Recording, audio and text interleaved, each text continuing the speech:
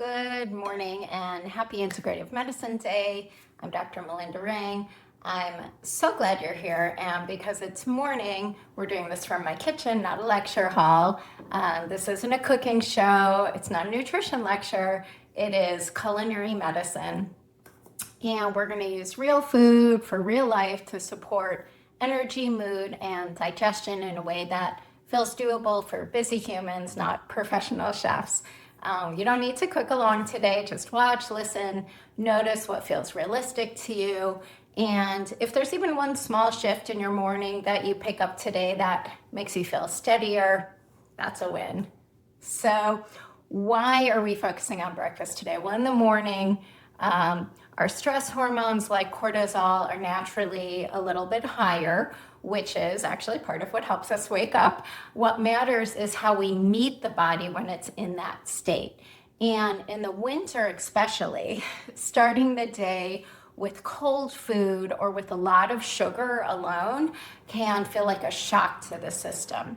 Many people will notice this as shakiness, anxiety, fogginess, or a mid-morning crash. And a sugary breakfast has, in research, also been shown to drive more of that spike and crash pattern in hunger and energy over when you do that over a few weeks. On the other hand, when we can get, say, roughly 20 to 30 grams of protein at breakfast, that's a great amount to aim for because it'll help you feel fuller. It helps you experience fewer cravings and have more stable blood sugar and energy later in the morning, and that just carries you through the day. So think of breakfast as setting your health defense systems for the day. Your blood sugar, inflammation, gut health, and even tissue repair all respond to what shows up first in your body. So with that, today I'm going to focus on 3 simple principles. The first is warming foods. The second is protein before sweetness. And the third is using just simple ingredients because that signals safety to the body. So none of those ultra-processed foods. We're going to use real foods, real simple ingredients. You don't have to have a big or traditional breakfast. What matters really, again, is that what you eat first should help your body feel steady instead of spiky, especially the blood sugar and the nervous system. So the first thing we're going to make is a savory tofu breakfast scramble. You could also make this with eggs, but we're going to use tofu today. It is one of my favorite examples of food as medicine in plain sight. It is familiar, flexible, surprisingly satisfying, even for people who don't usually think of savory foods as breakfast or think about eating tofu for breakfast. So I'm going to get my stove turned on here. And we're going to start with a little bit of olive oil. So what I'm putting in is about a tablespoon of olive oil. Some people might use ghee or other kinds of things.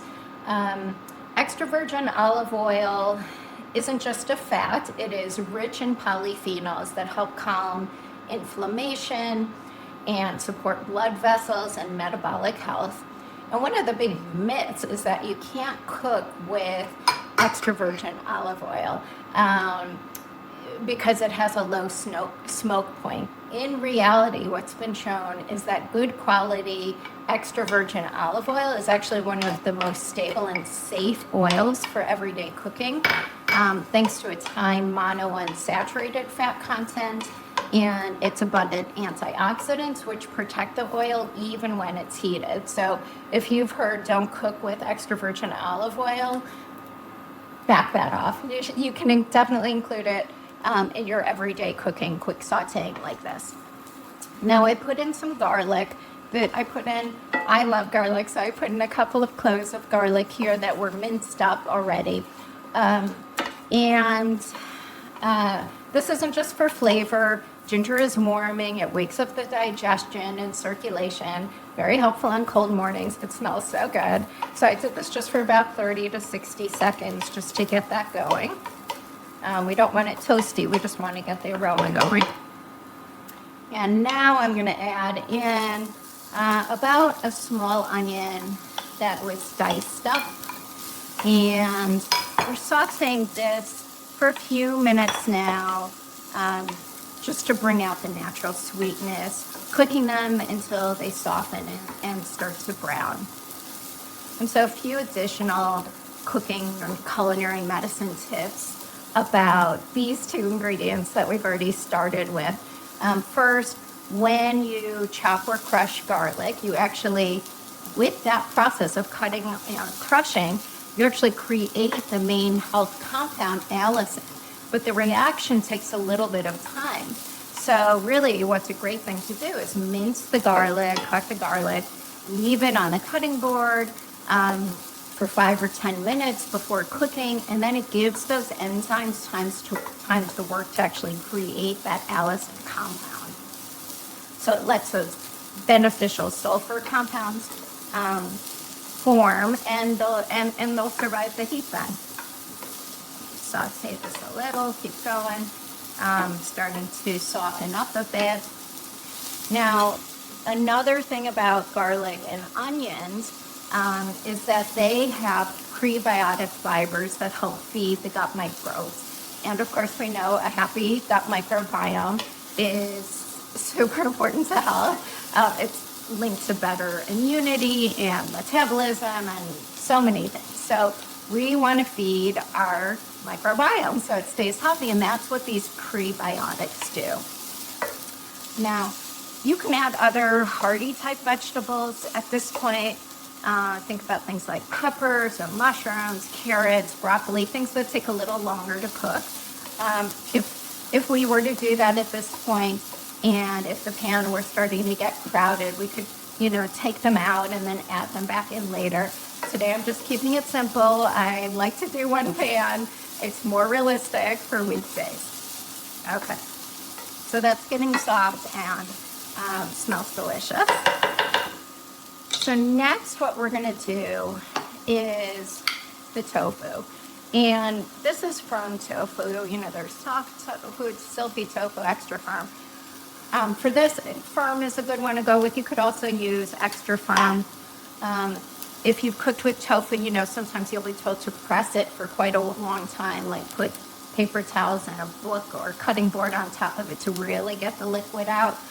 You don't need to do it for this because we actually want some of that liquid. It helps absorb the flavor as it cooks, and any extra is going to evaporate. So with this tofu, when I opened the package, I just drained it and gave it a little squeeze over the sink, and that was really all it needed. I'm just scrumbling this with my hands. You can use a potato masher if you want to be a little more specific about how you're cleaning, crumbling up your tofu. Okay, so the tofu is our anchor for this. The stirred in here. Again, protein at breakfast is one of the most reliable ways to prevent energy crashes later and to keep that appetite steady. And half of a cup of tofu can deliver about 18 to 15 grams of high quality protein with very little saturated fat. It is a great way to get a plant-based protein at breakfast. And I will say that I think soy and tofu have gotten an undeserved bad reputation in with some health influencers, others. Human studies have consistently shown that traditional soy foods, not the really processed soy isolates and fake plant foods, but that these traditional ones, edamame, soy milk, etc., are safe and even protective for things like the heart and the bones, protective for some cancers, particularly when they replace processed or red meats. People who have thyroid conditions are sometimes told to avoid soy. Don't need to do that. Just don't take your thyroid medicine close to when you're having soy products. Separate it out by a little bit. So really, honestly, unless you just hate tofu, or if you have an allergy to tofu, it is a really healthy thing to include in your diet, even if you are an omnivore and like to eat meat. Okay, so next I'm gonna add in some frozen spinach.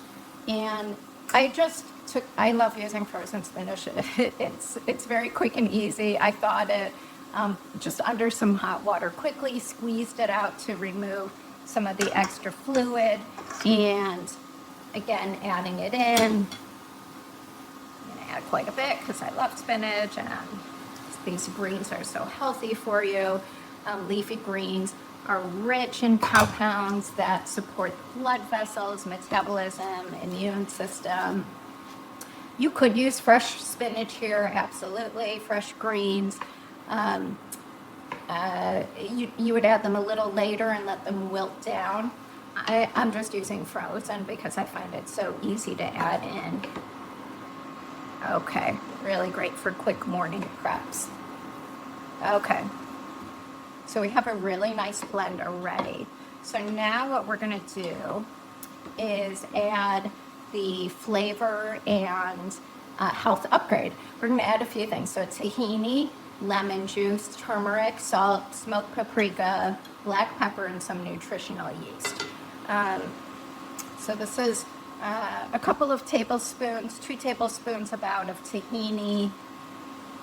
Get this in here. And then I've already measured out. So I've got some nutritional yeast in here, about 3 tablespoons, about a half a teaspoon of turmeric, and about a 1/4 teaspoon of smoked paprika, and some salt and pepper. And I'm just gonna add that in. Now, besides giving it a yellow color that makes it look like scrambled eggs, we get tons of health benefits from these additions. So tahini adds a richness to it. It's got healthy fat. It's got minerals like calcium. So it just makes a plant-based meal feel, with that richness that it has, a little more luxurious than like a should food that you should eat. I'm going to add in also a little bit, like about 2 tablespoons of lemon juice.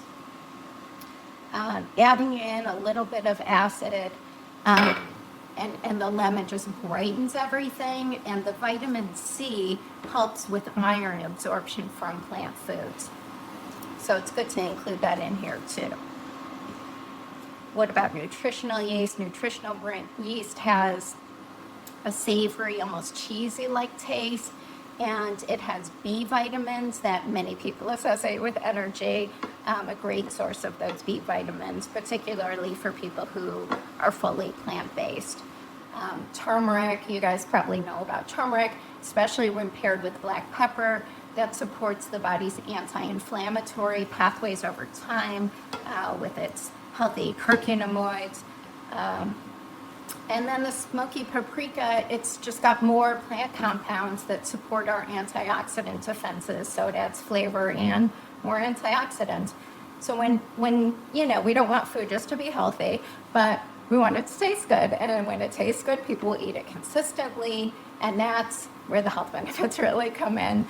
This kind of savory, satisfying flavor that we have here will oftentimes reduce cravings for something sweet later in the morning.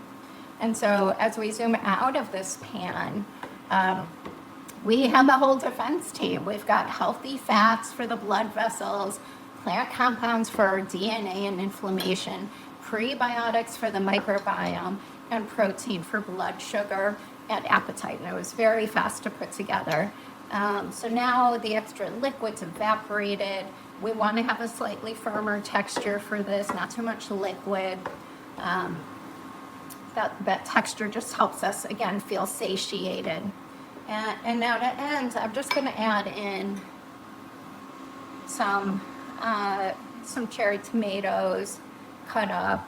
And besides adding some brightness, these tomatoes, particularly when cooked, have concentrated lycopene, which is a carotenoid that's been linked in epidemiologic studies with better cardiovascular health and cancer defense. So great to add that in. It's good when we're cooking to think about adding these more fragile things like the tomatoes or fresh herbs towards the end, of the cooking, so that the colors stay bright and they retain their texture and their nutrients. So that's it. This is where you can make it yours. You taste it. You could add a little more salt. You could add a little more lemon to flavor it the way you want. Food doesn't need to be perfect. It needs to be enjoyable enough so that you will make it again. And so I'll just plate this up over here. And you can do this with anything. I'm putting it here with some avocado. We could have some whole wheat toast. You can wrap it into a burrito wrap. We could put it on a tostada and make it into a breakfast tostada. Adding in whole grains will give us fibers like beta-glucans that support the gut and heart health. And adding avocado gives us more of that healthy fat that helps with satiety. So this is a pretty easy, quick, and very healthy breakfast, or you can even have it for lunch or dinner. So that's the first dish we're going to make together.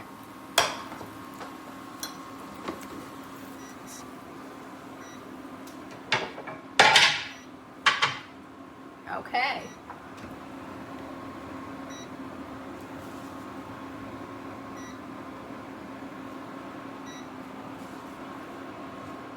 So now I want to make something for people who really enjoy sweetness in the morning, because we're not talking about deprivation here. And raw fruit can feel a little harsh on the digestion in the cold weather. Cooking it changes how the body experiences. And raw apples are, we've heard an apple a day, right? Raw apples are fantastic for fiber and vitamin C and other nutrients. But when we stew them, we actually liberate more of the pectin. And the pectin is a gut-loving, soluble fiber that, again, helps feed friendly bacteria, and it supports cholesterol, blood sugar. And, again, the pectin is gentler on the gut in terms of digestion. So I'm also going to add in a splash of water.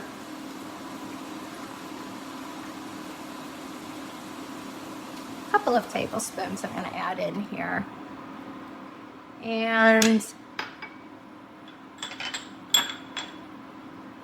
besides the apples in the water, I'm going to add some fresh minced ginger. This is about a tablespoonful.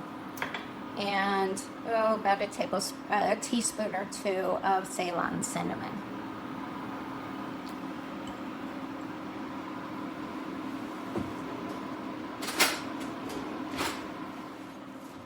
Okay, so you notice I put in a pretty good sprinkle of cinnamon, about a teaspoon for this small pot, teaspoon or two. It's enough to taste it, and importantly, from a culinary medicine perspective, that lines up with the amount that's used in studies when cinnamon helps nudge blood sugar and cholesterol in a better direction, especially in somebody who has metabolic syndrome or metabolic issues. So think about like half to 1 teaspoon a day as a therapeutic range for an adult. If you love more, have more. But if you love more, there are different types of cinnamon. And Ceylon, which is considered like the true cinnamon, is keeps this chemical called coumarin, which at high levels can cause some liver issues. It keeps it at safer levels. So there again are different types of cinnamon that you can get. Go for Ceylon, that's Ceylon cinnamon, and then you can use it to your heart's delight. Just keep adding it in. As I keep mixing this, I'm just stirring it. You don't have to stir it continuously, honestly. You could put a cover on and just check on it every minute or two. So Ceylon and cinnamon, from an energetic perspective, are both considered warming herbs, and they can help with digestion. Both of them, ginger and cinnamon, have been studied for their effects on cholesterol, oxidative stress, and inflammatory markers. They're not drugs, but they can definitely help some of these cardiometabolic markers when they're used on a regular basis. one dose isn't going to do it, but when we're adding these compounds into our diet on a regular basis, then they can start to have a therapeutic effect. Now, when it comes to ginger, because you could use fresh ginger or dried ginger, either one. Sometimes people ask, like, which is more beneficial, and the answer is that both are beneficial, they're just a little bit different. So when we're having fresh ginger, it's richer in compounds called gingerols. And the fresh ginger will give it more of like a bright, zippy type flavor, a little bit of bite to it, and is more closely associated with ginger's anti-nausea and digestive benefits. Ground or dried ginger, on the other hand, is more concentrated, and it contains more of the heated compounds like shogalls, which may have an even stronger anti-inflammatory and antioxidant activity.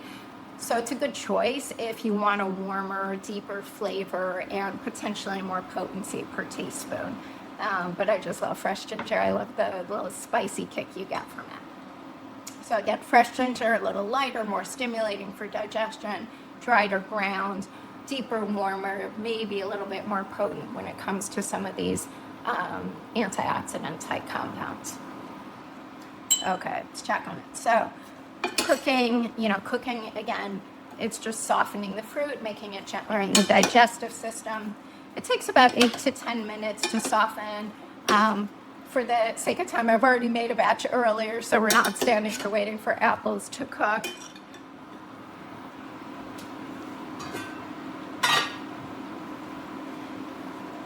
So you can see the one that's still cooking, still pretty bright, still pretty firm. The ones that I let stew for a little bit longer have a little bit more softness, compression to them. They're a little more concentrated down. And so that's really what we're aiming for, is having something that's soft and fragrant and gently sweet, but not to the point where it's falling apart. And pairing these kinds of stewed apples with a protein or healthy fat, again, you will get that sweetness without the dramatic spike and crash cycle in blood sugar. You can make a batch of this once or twice a week, keep it in your fridge, and then what can you do with it? You can scoop it onto some protein-rich yogurt that doesn't have added sugar, so you get the natural sugars. You could add it to cooked steel-cut oats, or we can put it right on the side here.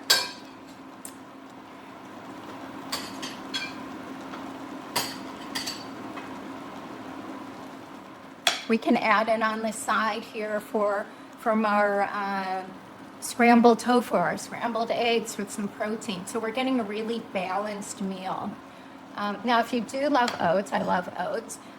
If you're going to have them, I would say steel cut or less processed oats are a better option than those quick cooking oats. They've preserved more of those beta-glucan fibers that, again, support gut health, cholesterol, and other aspects of metabolic health. So if you're going to make it, try to go for the steel cut or the less processed forms. Okay. So now we're going to take this one off. And we're going to go to our last recipe. So for this recipe, we're going to have our drink to go with things. So this is sort of a calming, colorful ritual that you can do in the morning. What we drink in the morning can be just as powerful as what we eat. Warm liquids gently wake up the digestion, and they're oftentimes easier on the nervous system first thing than having something icy cold.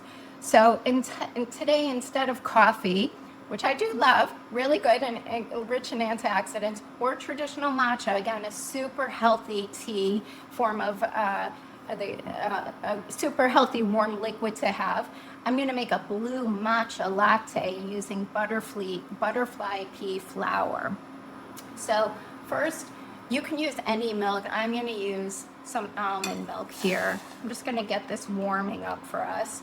And I'm gonna add into it a little bit of maple syrup and vanilla extract.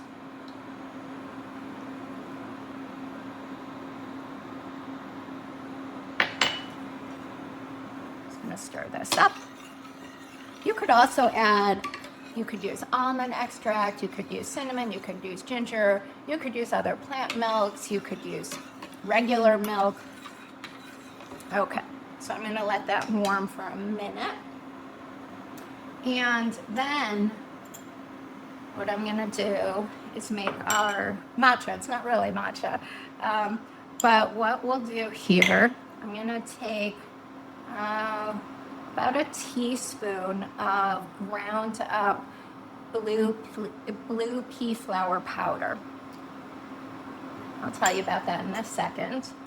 And then I'm gonna add in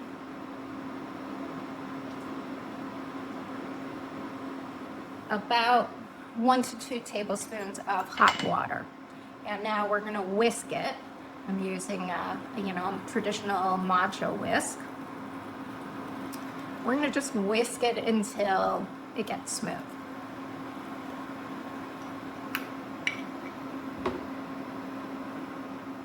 So what is this blue stuff? Butterfly pea flower is scientifically named Clitoria ternata. And it is a beautiful blue botanical that's traditionally used in Southeast Asia, sometimes in Ayurveda. It's naturally caffeine-free, which makes it a lovely option for people who get really wired or anxious or shaky with caffeine first thing in the morning, but they want a warm beverage. The deep blue color comes from anthocyanins. That's the same family of compounds that give blueberries their color.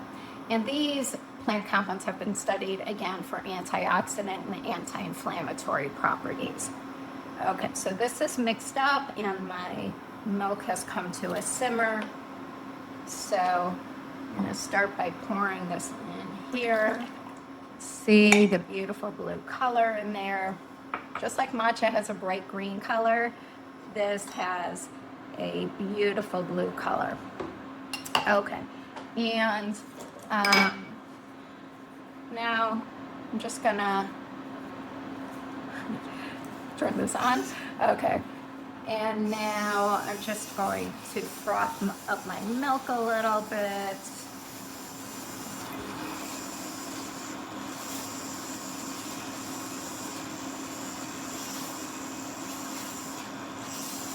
There we go.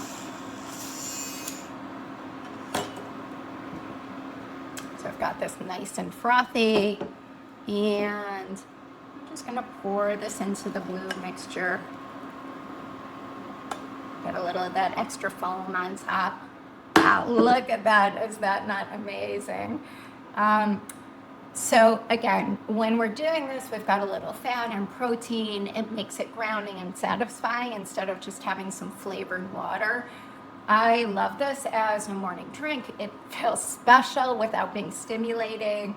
The color really matters here. When something looks beautiful, we slow down, and that alone can shift how the nervous system starts the day. So these warm beverages can support a sense of rhythm in your system, and if you sip them a little slowly before checking your phone or email, they act as like a little ritual for your vagus nerve. They're warming, it's grounding, it tells your body, we're safe, we're not sprinting yet.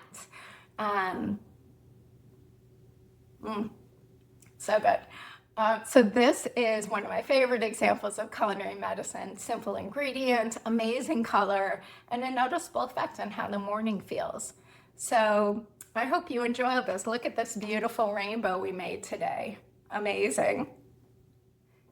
So let's close by revisiting the 3 patterns you can take with you. Pattern 1, warm first, food or drink. A warm scrambled stewed fruit, a mug of blue matcha latte feels very different than iced coffee and a pastry when you're getting started for the day. Pattern 2, protein before sweet. Aim for a meaningful amount of protein at breakfast, about 20 to 30 grams for most adults. to support satiety, mood, and blood sugar. And if you're going to add sweetness, do it in a more balanced way, like stewed fruit over yogurt instead of like Pop-Tarts and pancakes. And then again, simple ingredients that signal safety: olive oil, herbs, spices, greens, allium vegetables, tofu. These are whole foods, everyday foods that quietly turn on the body's health defenses, supporting your blood vessels, calming inflammation, feeding the microbiome, calming a metabolic storm. It is not about eating perfectly, it's about eating supportively for your body and deliciously. So I hope you enjoyed this little session. This is what integrative medicine looks like in your daily life: warmth, nourishment, rhythm, not rules, patterns, just patterns that help the body feel safe and steady. With that, I just encourage you, maybe you can pick one thing from today that feels like a yes for you, maybe warming up your food, adding 10 more grams of protein, or starting with something warm before jumping into the coffee. You don't need to be good. Just be like a curious scientist about your own body and think, as you're trying these different things, what happened to my mood and cravings after I tweaked my breakfast like this for a week? What did I notice?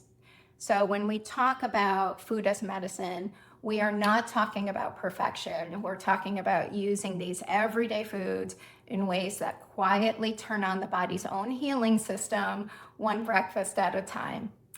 Thank you for sharing the morning with me. I hope you leave a little inspired to make breakfast supportive and a little more kind to your own body.